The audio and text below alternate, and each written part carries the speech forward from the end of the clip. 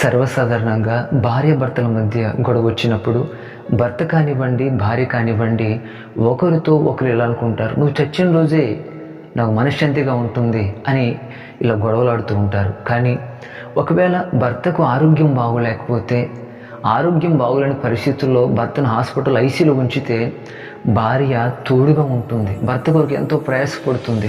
కంటి నిద్ర ఉండదు, కడుపు నిండా భోజనం ఉండదు, అయినా భర్త ఆరోగ్యం కొరకు ఎంతో ప్రయాసపడుతుంది.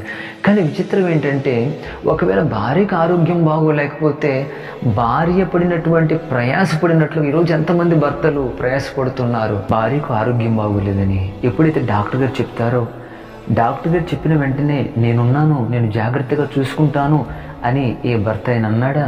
వెంటనే ఫోన్ తీసుకొని, అత్తమ్మా, మావయ్య, నీ కూతురుకు ఆరోగ్యం బాగులేదు కనుక కొన్ని రోజులు తీసుకుని వెళ్ళండి అని భర్తలు చెప్తారే కానీ భార్య మాత్రం ఒంటరిగా భర్తకు సేవ చేస్తుందండి. ఎంత ప్రేమ అండి!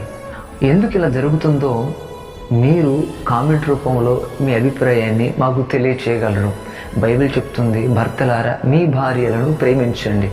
భార్యగా భర్తగా నేను ఎంతగా ప్రేమిస్తుందో, భర్తగా నువ్వు కూడా నీ భార్య అంతగా ప్రేమించగలిగితే కష్టాల్లో, శ్రమల్లో, ఇబ్బందుల్లో, బలహీనతల్లో తోడుగా ఉంటే ధైర్యంగా ఉండగలుగుతారు. కనుక భార్యకు భర్త, భర్తకు భార్య.